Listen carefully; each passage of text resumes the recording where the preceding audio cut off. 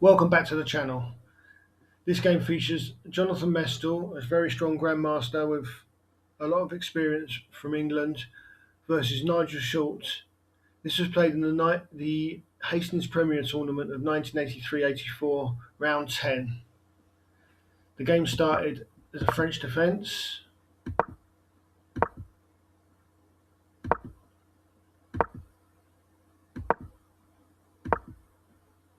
The Winawer variation.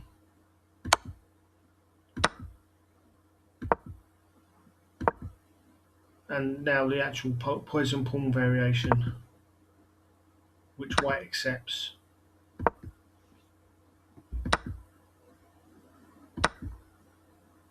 White can't recapture the pawn due to queen to c3 check, winning the rook.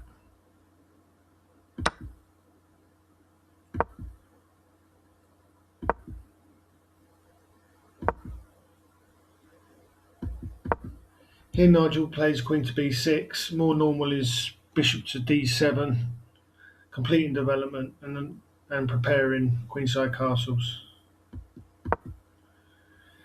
Mestel hits the queen straight away. Maybe a better move would have been queen to d3, and a following variation would have been good for white. He played bishop to e3, and Nigel blocked with d4. Maybe queen to b2, gaining a tempo on the rook might have been better.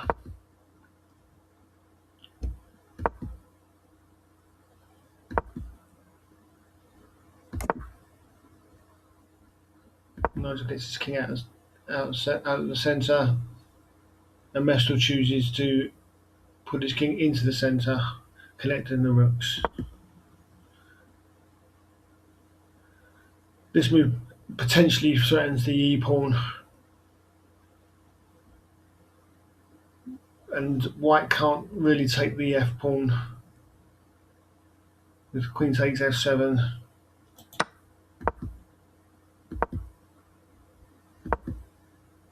As this would give black good counterplay chances with active pieces and open lines. So Mestel chose to seize the open b file with his rook,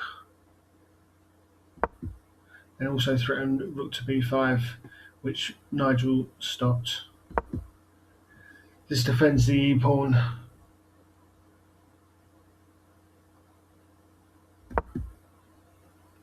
Getting out of the pin, the knight out of the pin.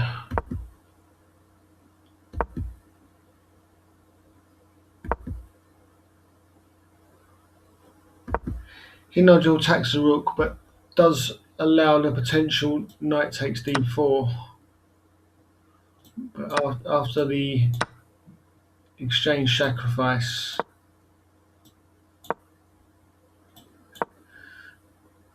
this position is quite good for white, and potentially would have been very playable. Mestel chose to retreat his rook, and Nigel retreated the knight back to defend the d-pawn. Mestel decides to push the past h-pawn, and here Nigel decides to give up the exchange,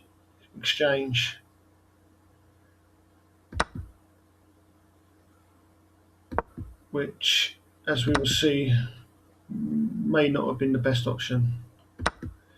Here he's hitting the queen and the rook, queen and the knights, sorry.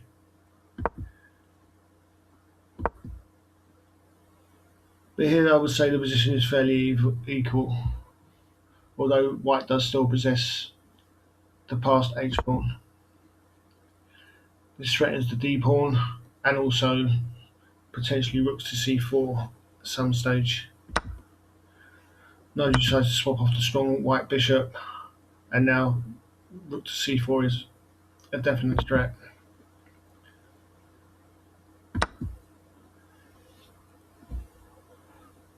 Mestel grabs the d-pawn, and Nigel moves the king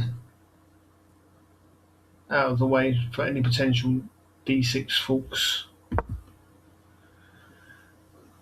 Mestel pushes the H pawn, and Nigel hits back in the centre.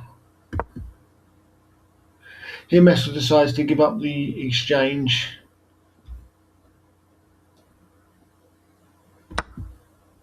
which Nigel takes, and obviously cannot take the queen, as the exchange of queens would be beneficial to white, and he would win the game with his extra pawn.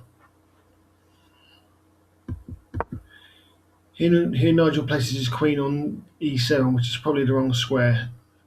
b6 would have been better.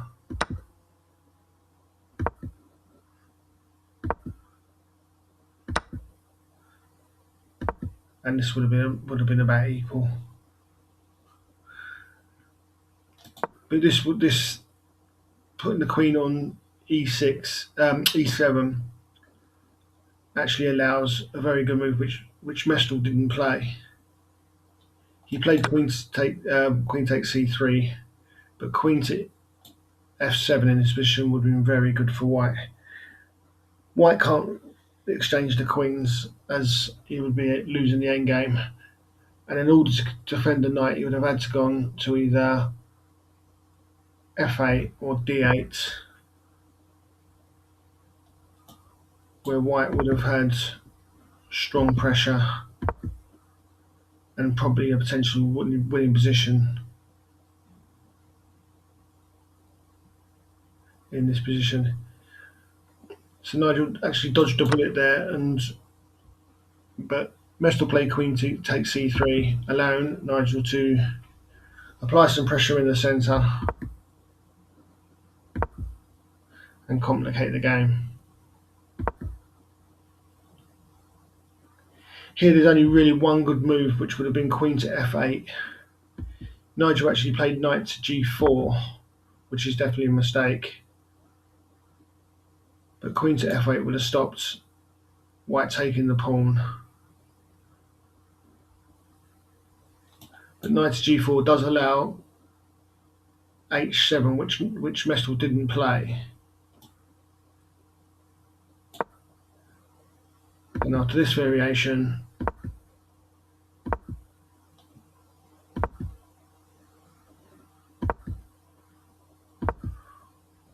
white will be in a clearly better position and almost winning. The e pawn's going to drop, and there's potential of knight f7, etc. Mestel didn't play that. He played queen to g7, offering the trade of queens again. And here Nigel played knight to g2, knight to h2 check, which is another mistake, as he potentially gets his knight trapped.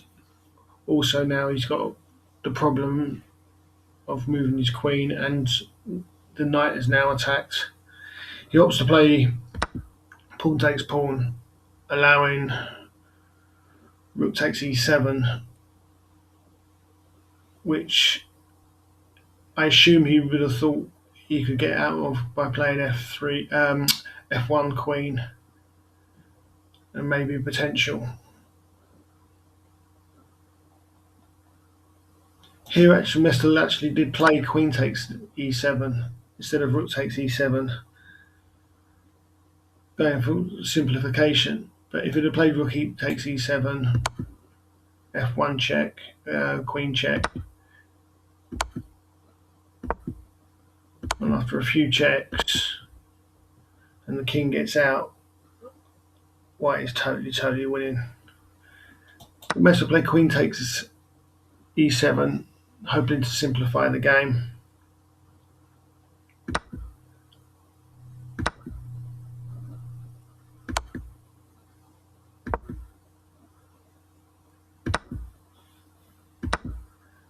And here is white is totally winning. The h pawn is going to be the deciding factor.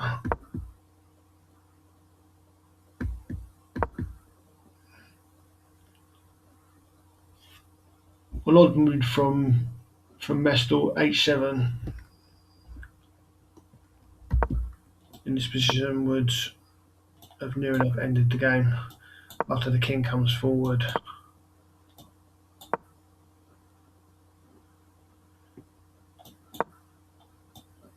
And this is totally winning for white.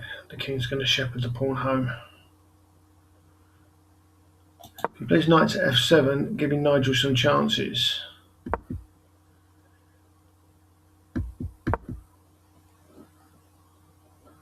And here again, knight to d6 would have been winning for white.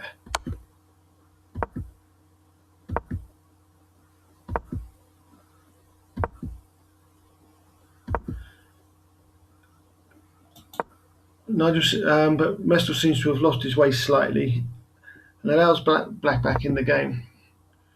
Nigel's got no other option apart from pushing the pawns and hoping.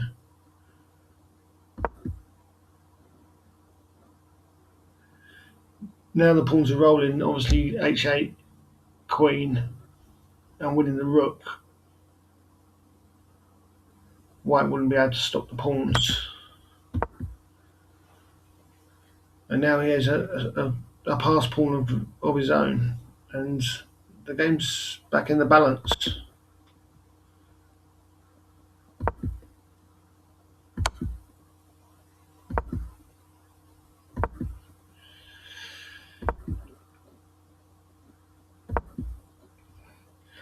White's managed to get his knight around in order to stop the A pawn. But black should be totally fine now with correct play. A few checks were played.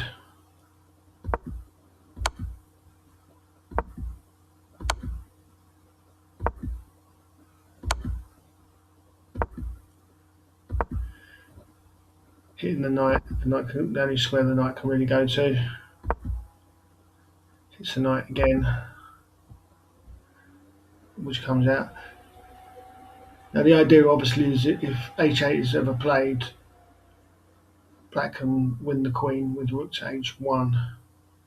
Here he plays rook to e3, which is actually the losing move of the game. I mean, as said before, rook to h1 would have withdrawn the game after quite a long line.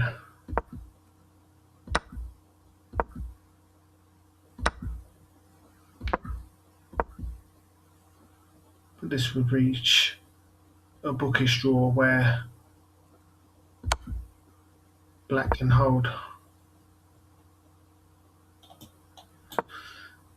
As mentioned, this is the move that loses the game as g5 is played.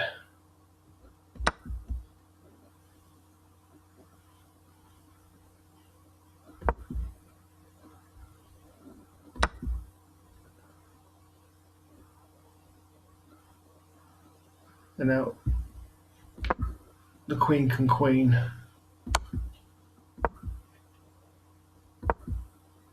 And can cover the queen square. Now it's just a matter of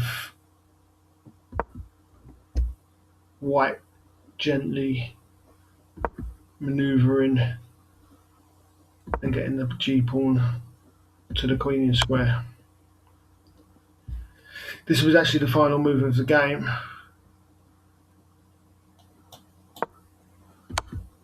And could have ended something like this, but again, as mentioned before, the whole premise is white is eventually going to get the king out of the way and slowly advance the g pawn, and there's not much black can do about it. A very interesting game which went one way then the other. Then white was totally winning and had opportunities long before. Nigel fought back in the middle game and got chances and potentially ended up with an equal position and a drawn position, but then blundered at the end to allow Mestel to win. Thanks very